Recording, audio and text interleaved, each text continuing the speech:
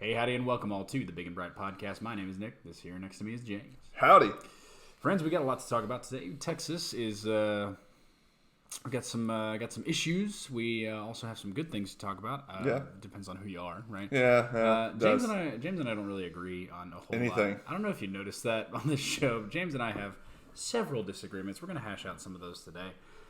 Here's the thing. We're going to go ahead and start by offering up our sincerest condolences to those who are currently affected by the wildfires that are out in West Texas. Yep. Those are, and I'm sorry, it's not even West Texas. It's west of us, right? It's west of us, we're but in the yeah, DFW area, but it's out in Eastland, which is west of here. West of here, yeah. But several fires have been occurring over the past, looks like a couple of days. Yeah, I think one started about Wednesday or Thursday, and the rest of it kind of started, I think it started Wednesday, and the rest of it kind of started Thursday. And then by Friday, I believe there was like, 10-15% contained, something like that. So who knows today? Yeah. This is Saturday, just to let you know behind the curtain here. Yeah, sure. We've had over 50 homes destroyed. We've had over 500 evacuations based on this. You're talking about the destruction of over 4,500 acres, which if you've been out in that area, up in the Eastland area. That's a lot. And land acreage is important. There's a lot of farming that goes on out there. A lot of, you probably lost a lot of livestock. It doesn't actually give us stats on how much livestock has been destroyed out there. But this is a situation. And people often think about California wildfires. They do happen in Texas also. They're not as common. Yeah. Because we have a more sturdy and more robust environmental program than California. Yeah, which is really people weird. do their jobs most of the time. Yeah, people here do their jobs, and we are able to we're able to mostly contain those sorts of situations, and we're actually able to, because we invest in our safety infrastructure and our first responders. Unlike California, we're able to quickly go out and address the issues before they get out of control. Also, most of it kind of really usually is actually west, not just west of us in West Texas. And if you've never been out there, not a lot of vegetation unless you're actually on the farm. So it's kind of like, oh, it's burned right here in this one tree. That's true. That tree's gone then. All right, moving on. Yeah, and so we have, we definitely don't have quite as much forest, so there are some geographical advantages that we have. But, man, my heart absolutely goes out to these people because not only, now there has been one death, and there was actually a law enforcement officer, I believe. Yeah. So someone working for the sheriff's office, heart absolutely goes out to the people who have lost loved ones, and to that individual. We pray for him constantly, but is it him or her? I thought it was a her. Was it a her? I don't know. I have to double check that. Yeah, we do really good show prep on this. Yeah, on this show. You can tell we discuss everything. But here's the situation, guys. I mean, obviously this has taken one life, and that's absolutely a tragedy. But it's an equal. I mean, when I look at those 45,000, I think I said 4,500 earlier. Yeah, 45,000. Yeah, that's 45,000 acres. I didn't correct you, so you can be right on this one. Massive amount of massive amount of acreage. That's people's livelihoods, and 50 homes. That's people's home, right? Now, homes are insured. Yeah, but not. That's not. That's kind of a hollow sucker when your house is burned down, right? It's like, well, you have insurance. It's like, how long is that going to take? Yeah, well, not only that, but you have insurance, but there's irreplaceable things in your home, right? Yeah. When I go to my house, I've got things in that house that legitimately cannot be replaced, right? I have pictures of my great-grandmother. I have a painting that was done of my wife and I at our wedding, right? Those sorts of things. Those are things that insurance can't cover. And so we think about that. We also think about the financial hardship that's going to be encountering these people in West Texas in a time when there's already massive economic problems. But yeah, it's a bad situation. Governor Abbott, for what it's worth, has basically declared it a state of emergency. And is engaging kind of all hands on deck to try and get this dealt with. Yeah. It is, they said it's, 15% contained? Yeah, as of Friday night. Yeah. More could have happened today. They have not sent total results, so we have the most updated result since we're recording on this Saturday. Mm-hmm. On Friday, it was 15% contained.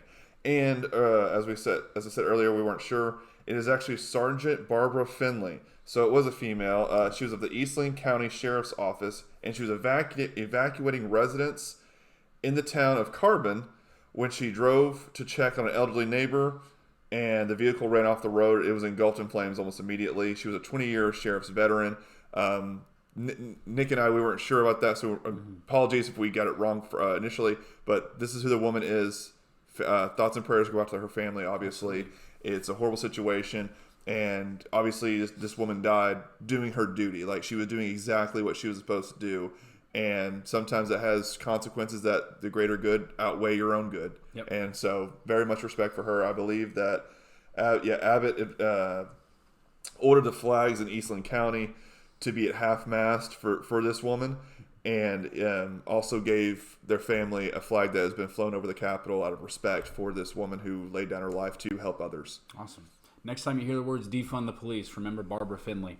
Yeah. Worked at the sheriff's office, right? Well, she's not a firefighter. Doesn't matter, right? She's helping people. She's out there doing her job, evacuating people, helping people, because that's what they're supposed to do. Right. So Abbott has sort of he's signed a disaster declaration. This is going to allow the government to better assist the counties that are out there that have been affected.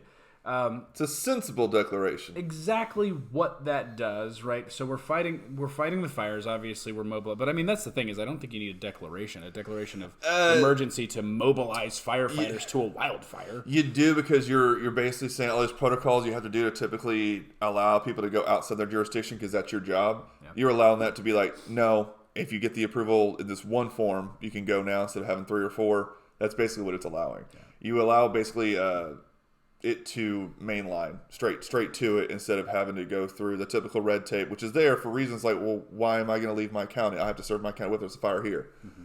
Right, but this fire means a lot more. So right now, we'll let some locals take care of that. And you, with the bigger fire trucks and the bigger capabilities, you come out there and help out with this to contain as much as possible. Here's the thing. If you live in towns that are west of Fort Worth, like Weatherford, or, I mean, heck, even if you live in Fort Worth, probably best to have some sort of plan in place and start making those preparations now. Or if you could help. Yeah. You know? Or if you can help, get out there.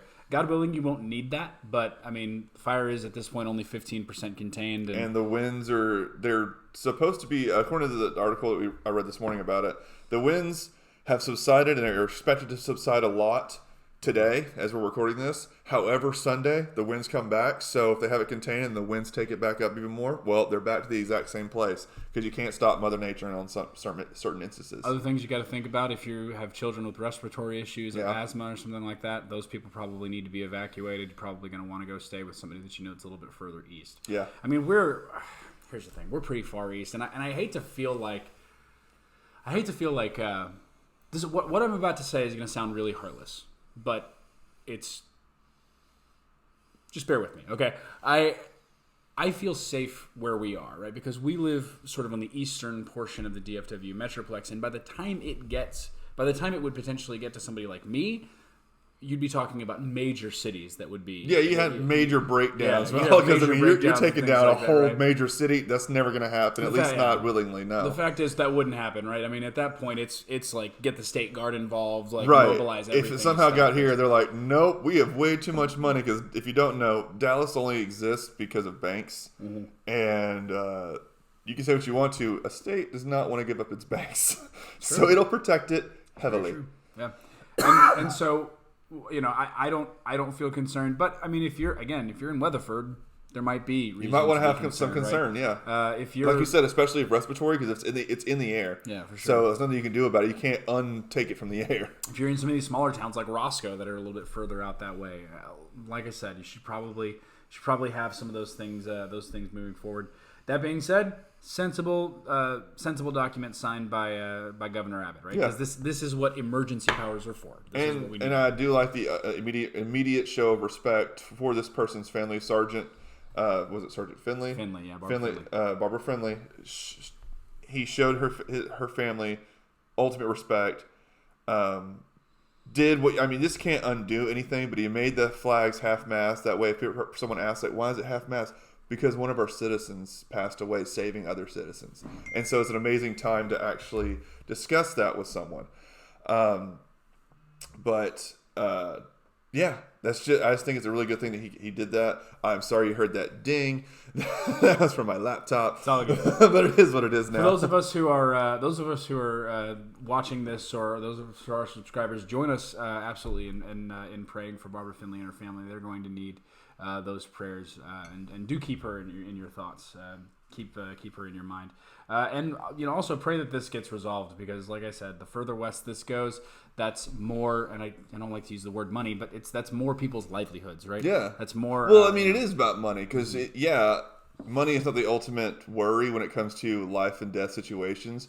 But as you just said earlier, your complete house is burned up. Yeah, you may have insurance, and hopefully you did, and it's fine. But what about those memories you can't replace? Like you said, you can't replace old photos. You can't replace old trinkets of when your child was growing up and you kind of kept it, like, oh, he liked this doll or toy or whatever, and I really want to kind of have it. Maybe he'll give it to his kid later on. For sure. No, you can't take that anymore. It's gone. Yep. So and I mean, we're talking about we're not just talking about homes. We're talking about schools. We're talking about churches. We're talking about playgrounds. We're talking about communities, right? Yeah. So this is a pretty rough situation. That being said, Greg Abbott did engage and engaged quickly and operated quickly.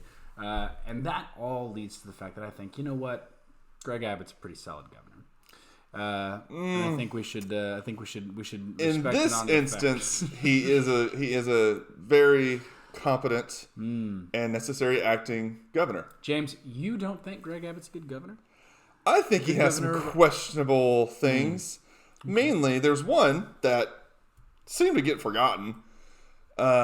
He signed a declaration in February. It's signed in February. It covers March. What that declaration is we're still in a state of emergency for COVID. Still in 2022.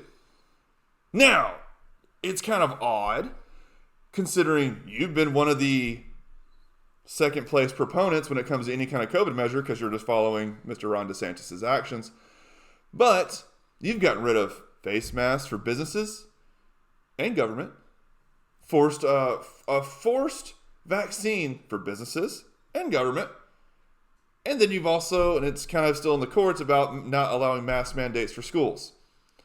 Well, if you're all against that because you say it's silly at this point, we're moving on, it's over, then why the bleep have you kept this other declaration in order month after month after month? And until basically the end of this month, it's still in effect. This sounds like something a Democrat would do because you want to keep the powers just at your fingertips, just in case you decide to do whatever it is you want to do, because you know in Texas you have to have a special session or an actual legislative session that's already planned in order to have some laws passed. Yet, here you are. Here you are. Okay. Wow. James, wow. let me ask you some questions. I'm not going to answer them. I know. I plead the fifth. You are all here. You're like, why can't we? You're over there. You're a grass is greener type. Why can't Greg Abbott be Ron DeSantis? Right now, by the way, Ron DeSantis is a fantastic governor. And honestly, if he ran in Texas against Greg Abbott, I'd vote for him. I'm not saying that Ron DeSantis is not. I would not rather have DeSantis as my governor than Abbott. But let me ask you a couple of questions. Okay. When was the last time you wore a mask in public? When I was forced to, so whatever that date was. Okay. Give me a ballpark. When was the last time you wore a mask in public? Does work count as public? Sure. Okay, when I was still working for a certain firm, I had to wear it in the firm because it was in Dallas County. Okay. So that would maybe be December-ish? Yeah. So it's been 6 months to a year since you've worn a mask, right? It's been besides about that 6 months, right? Besides that, probably over a year. Yeah, probably over a year. Besides being at work, right? When was the last time somebody forced you to get a vaccine? Never. In the state of Texas, right? So you haven't been forced to get a vaccine. When was the last time you've been even remotely inconvenienced by any government actions concerning the COVID-19 pandemic? When I worked in Dallas County. You worked in Dallas County, so again, 6 months to a year. So I'm going to ask you this question. What are you complaining about? I'm complaining. Legitimately, what are you complaining about? The fact is that we have a declaration that's going to extend for the foreseeable future, which I think it's for at least a month. He has to do it month by month. Yeah, so month by month, he's chosen to reassert the state of emergency, right?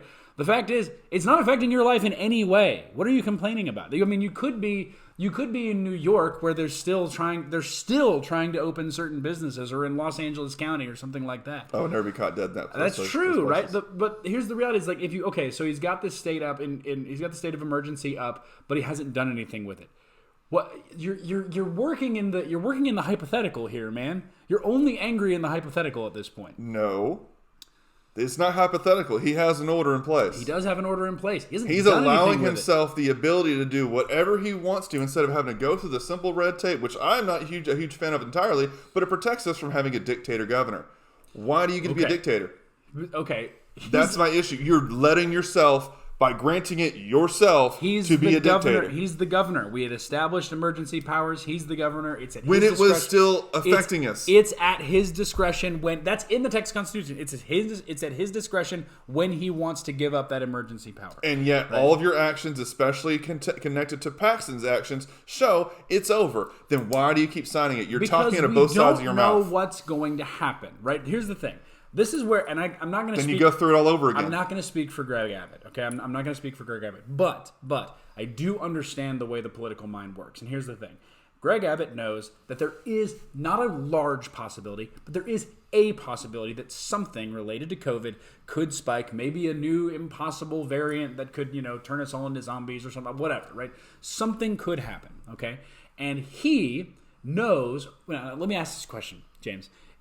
Was there a time in recent memory where Greg Abbott, because of red tape, got himself caught with his pants down and caused a lot of people to, lose power in their homes or not have heating and air or anything like that because he was caught ill-prepared? He wasn't caught ill-prepared. The power places were not as prepared as we thought. Here's the thing. It's all about perception. Listen to the experts. It's all about perception. Who's getting blamed for that? I turned on a YouTube video yesterday, and we had Beto O'Rourke saying that it was Greg Abbott's fault that we all lost power in that storm. Right? He's also getting sued, by the way. So what's he saying? Beto or Abbott? Beto's getting sued. Oh, I believe that. We'll talk about that on another episode. But here's the fact, friends. Greg Abbott is the one that is perceived to be at fault for this storm. Greg Abbott is. You know why? Why? Because the power companies are down, or because Beto O'Rourke? Why? Because he's a Republican. That's true. Because let's talk about the National for a slight hot minute here. Nothing's his fault, right? Nothing's President Day's fault. It's everybody else. Yeah. So when it's a Republican, you blame it on the Republican. Okay. I get it. So here's the thing. Knowing that, here's what I think is going to happen. Okay. Mm-hmm. I think that after the election, Greg Abbott releases the state of emergency, and here's why. Because if, in a very small chance, something happens between now and election time that could affect his public perception, he needs to be able to act quickly and move against it. Only because of optics, not from actual things. Yes, because of optics. All of politics is optics, James. I get That's that. the way it is. You got to deal with that. And you know what optics I see? You're trying to be a dictator on high by keeping this in place. Here's the thing. Now, he hasn't done anything with it. He hasn't executed. So he's got the sword. He hasn't wielded it. I don't care, right? I care that you have the sword to wield. I really do. It bothers the crap out of me to have that sword wielded. Dude, the government wields force. That's what the government does, right? Right, but we have a lot of protocols in place. Just because it's this novel coronavirus, it's over. You don't get to keep playing this game and talking out of both sides of your mouth. Say, we're done with this. It's over. All these idiots in Austin really want me to do more. I'm not going to because you have your freedom. Right. However, if some Republican elites told me, hey, buddy, you should do this, then I'm just going to do it. Well, hold on. What they were saying this, you said no. Now your buddies who just so happen to give to your campaign say it, and now you do it. No. As a person if I'm on the left side, I'm going, wait, hold on. You're literally just partisan, and you're pretending you're not. Okay. Put your Gadsden flag down for a second. I'm never going to do that. The reality is that the state exists for a reason. The state has certain powers for a reason. To prove we're better than Oklahoma. We've established that many years over and over. Right? We're better than any other state. And here's the fact. Greg Abbott, yes, this is there. But I want my government to have power that it can wield. I don't want it wielded against me. That's when I'm going to. If you're on the other side, you can easily see how it's perceived against you. Because if you see we're not doing enough safe stuff, and you're saying, chill out, I'm not going to do that. And you're saying, wait, I said it was safety. You're saying it's not. Your buddy now says safety. You say it is safety, and it's basically the same thing I said. What the heck was the difference here? Oh, you're a Democrat. That's why. No, the difference is that when a Democrat talks about safety, they're talking about being safe for coronavirus right now. That's what they're talking about, right? And that is absolute lunacy because, like you said, the pandemic is over. It has been over for a very, very long time. There is no reason to institute immediate measures against COVID-19 because COVID-19 is not immediately dangerous. Okay.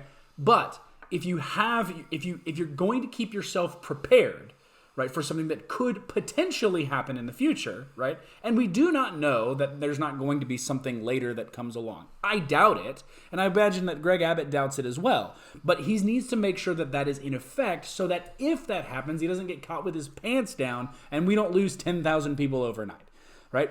That's where we're at. Now, will there eventually come a time where Abbott's like, okay, there's nothing that's going to happen with this COVID thing. There's nothing on the horizon. I'm going to go ahead and lay this down. I'm certain that will happen, and it'll probably happen after the election. Shocker, just after the election. Let's be real. Politics exist, okay? Politics exists as a part of the world that we live in. I'm sorry if you don't like it. If you do, there's Amish communities up in Lancaster. Go there, all right? I can't join them, though. Why? Because I'm not Amish. Well, you have the beard for it. You just need the hat. Okay? Nah, the beard. I had to cut this part off, go back to the full-on just horseshoe. It's weird. Here's the reality, friends. I am so tired of people cutting off their nose to spite their face with Greg Abbott. Well, Greg Abbott could be better. Of course he could be better. Right? Of course he could be Ron DeSantis. Of course he could be this. But all of these different people that are saying, oh, well, he doesn't need to consider the hundreds of thousands, the millions of Democrats that live in this city. He doesn't have to take them into consideration. He doesn't have to take into consideration places like Travis County and Harris County. He doesn't have to take into consideration that he lives and works and is the leader of the biggest state in the continental United States, which, let's be real, is all we care about. Yeah. Right? He doesn't have to take all that into consideration. Lasky, you have that million mass, whatever. He should just be Ron DeSantis and force down all of these different things. And if not, I'm not going to vote for him because he's not a, quote, real Republican. Forget it, dude. I mean, that's not the world that we live in. That's not the reality that we have here. Texas is trending purple, and we need somebody that can engage with Texas where it is, but not necessarily where it's going to be. Will there be a time where Greg Abbott probably needs to step down and hand over the reins to somebody else when Texas gets more red? Sure, but that's not where we are. We need somebody for the time that we're in. And in Florida, when you can clearly see a red moving trend, right? Florida has been getting progressively more red since the Bush election, basically, right? When you can see that trend in Florida, you need a Ron DeSantis to accelerate that. But when you see a trend going the other way, which we're seeing right now in Texas, you need somebody like Greg Abbott, what is that based on? Who can be a bulwark and stave that off. What's that based on? Is that based on what, 2018? No, it's based on election statistics 2018? since 2000. Because of the Beto and Cruz election? Yes, because of the Beto and Cruz We had an elections. election after that.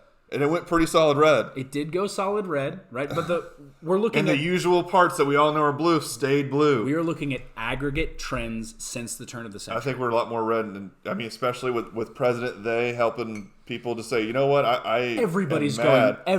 going more red since because I'm mad what I purchased and I want my refund back, and I can't do that. Well, I'm just going to vote the other guy in. I don't care who it is. Everybody is going more red since President Them stepped in. Okay, that's not anything that's unique to Texas. The fact is, Texas is. Are we treating this like Voldemort? We won't say his name. Yes, we're treating. Well, no, it's not. It's not that I won't say Joe Biden. It's that Joe Biden won't say Joe Biden. No, Joe Biden. I made the decision. We made this. Who's this we? Okay, hold on. So it's not a matter of us not saying his name because we don't like Joe Biden's name. It's a matter of the fact that when we say President Joe Biden, that's not accurate. Because let's be real, Joe Biden is not the president. He's not. Whoever they are that's telling him what to do, hold on. They are the president. He is the president. That's the placeholder. Mm-hmm. But the actual decision maker is not him, I think is what you're saying, right? Not like, because I'm not going to refute, like, he is the president. He is the president. He is the president. You can get mad at us, whatever. He is the president. He's not the one making the calls. He's not the one making the decisions. He's the president in name only. There you go. Right? Okay, yeah. He's a Pino. A Pino? We're gonna call him Pino Biden. Oh gosh. Old Pino Biden. I do not want to drink that. That is a thing. That's a terrible wine.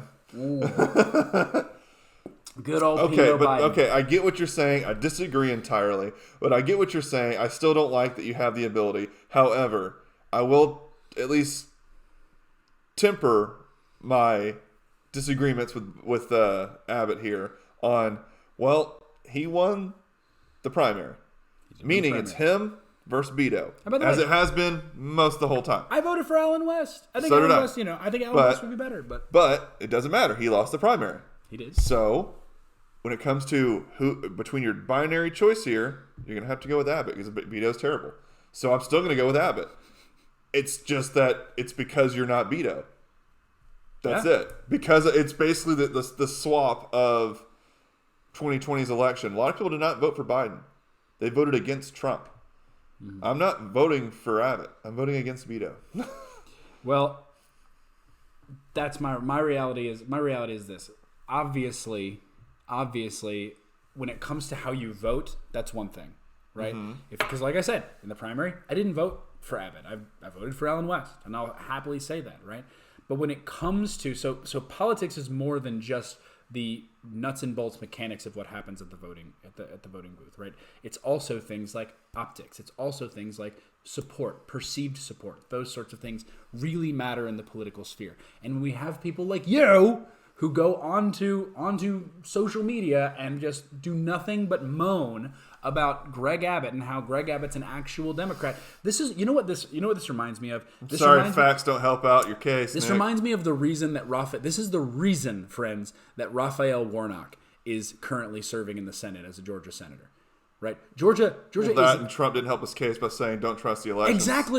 Exactly, because Donald Trump went out there and said, not necessarily, it wasn't even about, I don't even remember who the other candidate was, but it's not even about the other candidate. It's about the fact that Donald Trump came out there and he started putting a narrative out there that if you want to do that after the election, fine, right? If you want to put this out after the election, but optics matter. And when you go out there and you say, oh, the election's rigged, you shouldn't vote, Republicans, you get Raphael Warnock, right? When you go out there and you say, "Oh, you shouldn't vote for you know, Greg Abbott's terrible, and you shouldn't vote for him because he's basically a Democrat." No. You don't. That's how you get Beto O'Rourke. Vote for him, right? That's how you get. Beto O'Rourke. You're not getting a true conservative. Okay, I don't care. Right? I don't care. This is not the time or place to say that. Okay. After the election, it's always the case, though. It's always the case. After the election, we'll keep kicking the can. When we got, what is it, 4 or 6 years that he serves? He serves. I believe 6. Okay. 4, 6, I don't know. It's one of those. Right? I should probably look that up. After that, when we have at least 4 years of Greg Abbott as our governor, then we can go ahead and hoot and holler and do whatever. But the reality here is that you got to get people mobilized and you got to get people behind Greg Abbott. Because make no mistake, friends, Greg Abbott is the bulwark that's standing against the tide. And there is a tide coming. Now, how big that tide is, I don't know. But it is coming. It is there. And so make sure that you understand. Yes, is this necessarily appropriate? 4 years. Okay. Is this necessarily appropriate in a perfect world? Probably not. Right? I'd rather he didn't do it, but I understand why he's doing it, and I don't have an issue. Want to know why? Because it doesn't affect my life. It just doesn't. Yet. Now, okay. Well, the second that he puts his foot on my lawn, I'll shoot him, James. I mean, that's the. You can't shoot a governor. That's the thing. You're not Dick Cheney. You can't just shoot people randomly. Just shoot people, right? The second he encroaches on me, you gotta make sure you're quail hunting. Then we've got we a problem. have a plausible. I was shooting a quail. But the state exists for a reason, right? The state exists for a reason. It has a specific function. And is this necessarily appropriate? No, but I don't have a problem because he hasn't stepped on my rights yet. Now, fine. Let's talk about why Texas. Thank you. You're still wrong. No, that's not true. You said fine. That means I'm right. No, I said fine because we're not going to meet here. So Texas might not be the best state, you know, when it comes to our political ins and outs. Might there be better governors? Sure. But Texas is the best state when it comes to one thing, friends. But 2 things. What? About 100 things. But one that I'm going to mention. 2 that are relevant to this argument I'm making right now. Yeah. We have the best athletes here in the state of Texas. 150% we have the best athletes here in the state of Texas. Okay. As evidenced by the fact that we've got not 1, but 2 teams. We have more than that. I don't know. I'm trying to think. We have at least 2. 4. We have 4 teams. We have 4 teams that are still in the NCAA. Still in? Still in, yes. Well, there's a recent update that just happened, so I think we're going to have to back it up to 3. We might have to back it up to 3. Sorry, Baylor. So sorry, Baylor. That happened while we're doing the show. While we're doing the show, it busted the crap out of my bracket. Not happy about that. I actually do like Baylor, despite me not liking them because of Texas Tech affiliation. We're watching Baylor just collapse before our eyes. TCU didn't make it, did they? They were in it, but I don't know if they won. I know they were in it, but I don't think. No, they did. They won? They did. So we're back to 4. They lost to. They won, but then they lost to Arizona. So. Sorry. No, that hasn't happened yet. Yeah. They're playing Arizona. So still 4. Still 4. So we got Houston, still got 4, Tech, Baylor, and TCU. No. At TCU. No. And Texas. Yeah. Texas. Houston, Texas Tech, that are still in it, TCU, and then some stupid team from Austin. Yeah. The University of Texas. Yeah. Right? Actually, congratulations to the Longhorns. They won their first game since 2014.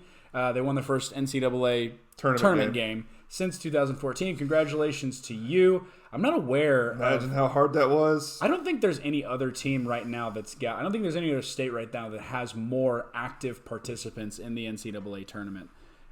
Maybe Indiana. Maybe. I don't know. No, I don't think you do. I think we got it. I don't care about Austin at all. Why? It's Texas. It's the Longhorns. It's a Texas team. They're this arrogant team that, especially when it comes to football, they get ranked every single year because of their name. They're still remembering 2005 like it's like, oh, we'll have another Vince Young. No, it's been done. It's over. And you get ranked every single year, and then what happens? You suck, as everybody knows you suck, and you lose your ranking because you're getting it purely by name only. They have this huge echelon of like, look who we are. You're talking consistently about the past. You're a Cowboys fan. Remember the 90s? Yeah, I remember it's not in the 90s at all anymore. Could you say anything more relevant? Well, no, because I want to go back to those rings. Yeah, well, those rings are long, long gone. You have no one even on the team besides geriatric Jerry Jones that was on the team when you got those rings. You can't keep bringing up the past to say, hey, look how good we are. James, you're a Cowboys fan. No, I'm not. Yes, you are. Not anymore. Yes, you are. Here's the facts, friends. The Longhorns. Have I watched in the past 3 seasons? No. Okay. Which team? Give me a Texas team that's won a football championship since the Longhorns. No one. The Longhorns are the last team in Texas to win a championship. What year was that? It was in 2005. Yeah. Right? They're the last team in Texas to win a championship in football. And while we are currently talking about basketball, NCAA basketball, let's be very honest, basketball is at best a secondary sideshow to football. Yeah, because you hated it last year when I brought it up, and now all of a sudden you want to bring it up to make this one point about Texas Longhorns. I do hate it. I'm not making the point about Texas Longhorns. I'm talking about the fact that Texas, the state, has more teams currently still in the tournament than any other state. Correct. Okay? That's the point that I'm making. And yes, one of those teams is the Longhorns. And yes, the Longhorns should be congratulated. Congratulations, Longhorns. You know why they won? Why? Because they had Chris Beard. You know who Chris Beard coached before they went to Texas? Who? Texas Tech. Texas Tech. Right? Texas Tech, by the way. Those two games, by the way, this season were amazing to watch. The first one in Lubbock was awesome because Texas never even got close to having a chance. And then the second game, Texas kept it really close. But the weird thing was they didn't pay in the crowd as much because it was overwhelmingly more than half were Texas Tech. When the tickets went on sale, they sent it to all their little fan groups, and they bought so many up that they had to actually stop sale because they had to allow Texas fans to actually purchase because they wanted to show Chris Beard, you saw what you left, and we're going to make sure you remember it. UT fans don't go to basketball games, right? That's false. Texas Tech I looked at that crowd. Texas Tech is the only Texas team that even we're a remotely basketball cares school now. about basketball. No, yeah, you're a basketball school because you suck at football. Yeah, they do. You've sucked at football since Michael Crabtree. Yeah, they do. Right? But yeah, Crabtree is basically in 08. That was our last little. And so that was our last little hurrah. And now you're like, okay, because you know that was against though. Texas. Yeah, I know. So you're a basketball school because you can't hack it at football. Basically. Same thing with Baylor. And I mean, here's the thing, right? Could Baylor potentially get up there? Yeah, I mean, Baylor was doing well when they had RG3. They had a little bit of a push. So did TCU. But the fact is that nobody's been relevant in a sport that actually matters in Texas for quite a while. And the last person that was relevant, the last team that did get a championship, was the University of Texas. And by the way, that was a fun game to watch, by the way. This whole nonsense. It was a fantastic game to watch. Reggie Bush versus Vince Young. Oh, awesome. Yeah. It was crazy. That was nuts, right? But here's the thing. I love how it's Reggie Bush versus Vince Young, and I'm thinking, well, that's quarterback versus running back. But I think Vince Young scored 2 goals with scored 2 touchdowns. Dude was with fast. His legs. In his prime, you could not catch him. Yeah, and he was also he's like Big Ben for the Steelers, but he could run. Yeah. So it's like you cannot take this guy down. Then he went to the Titans and sucked it up. He was not good. But I need you to recant that the Texas Longhorns are the most arrogant team in the state of Texas. No, I need you to recant that. That is a fact. Texas A&M, you are. They're a cult, but still. Okay. Here's the thing. I love all Texas teams. Right, so I'm not here to defend. I'm biased on that. I'm not here to defend one Texas. I'm not here to defend UT versus Baylor. I went to a Division II school. Right, I didn't attend any. I was never a part of the NCAA world. I just like the state of Texas. If the state of Texas is in it, cool. But if you were going to make me rank all of the teams within the state of Texas, Texas A&M would be way at the bottom because you guys are nonsense in two ways. One, the fact that you went to the SEC is garbage. I'm sorry. You went to the wanted more money. You went to the SEC and you're like, well, we're going to get more money. We're going to get better. No, you're just going to go to the SEC and you're going to get the crap kicked out of you. They did get a Heisman out of it. What you did. Well, you got a Heisman for who? Johnny Manziel? You know why? Oh, boy. Johnny Manziel. Do you know why? Why? They beat one team that entire season. What team was that? What team was that? That was Alabama. It was Alabama. Yeah. Yes, it was. So they went and they beat Alabama. They're like, oh, we're here. We're back. When was the last time they beat Alabama? That game was the last time you beat Alabama, right? Did they beat Alabama this year? Oh, okay. Yeah. Right. I had to watch that by proxy. And Here's the other thank thing. goodness I couldn't see it live. Here's the other thing. Texas A&M. I understand that you have history. I understand that you have tradition. They're also a part of the Texas University. They don't want to admit that part either. You have not played against the University of Texas in over a decade. Quit singing about them. Please, for the love of Pete, quit singing about how you're going to beat the University of Texas, a team that you haven't played in a decade. We won by default. Right? We win. I don't care. I'm sick of you singing. You want to talk about arrogance? Here's the thing. Texas University of Texas, they've left you behind. They don't sing songs about you. They don't care. You were the redheaded stepchild that said, I'm going to take my ball and go home. I take and offense to that. I'm offended by that statement. Are you a stepchild? It's not important. Just the redheaded part. The fact here is that you were this little kid that says, oh, I'm going to take my ball and go home. And you left and you went over here to this other crowd and you keep telling the University of Texas that we can beat you, but you're not going to actually play them. Okay? Shut up. I'm sorry. I'm sick of hearing it. It's fair. All right? But on the best point about the NCAA tournament. Recant. Nope. NCAA tournament, Texas Tech will win. Now that Baylor's out, Texas Tech will win. That's not true. That's very true. That's not true. I have a dark horse winning. All right, Katy Perry, what's your dark horse? I do. I have a dark horse winning the NCAA tournament. Who? Fighting Illini, baby. The University of Illinois is going Isn't that to like win your the dad's? NCAA teach. No. Well, yeah, but that's not relevant. So don't you have the familial affiliations with them? They are going to win. Now, part of the reason why I have them winning is because I actually had Iowa winning the Midwest. Which that didn't work out at all. Very wrong, right? They got busted real quick. And so now it looks like it's probably going to end up being either Kansas or Wisconsin. And I'm looking at your thing right now. You have Duke way too high. Yeah, well. Duke has not played a single soul. They played 2 top 25s their entire season, I believe. Yeah. Yeah, no. Turns out I have Baylor way too high also. Yeah, I had well. Baylor in the Final Four. Hasn't crossed it out yet because you haven't refreshed. But once you refresh, you'll say like, sorry, bro. All right, friends. Here's the reality. Basketball is pointless, but Texas is great because here in Texas, the stars at night are big and bright. We'll see you next week.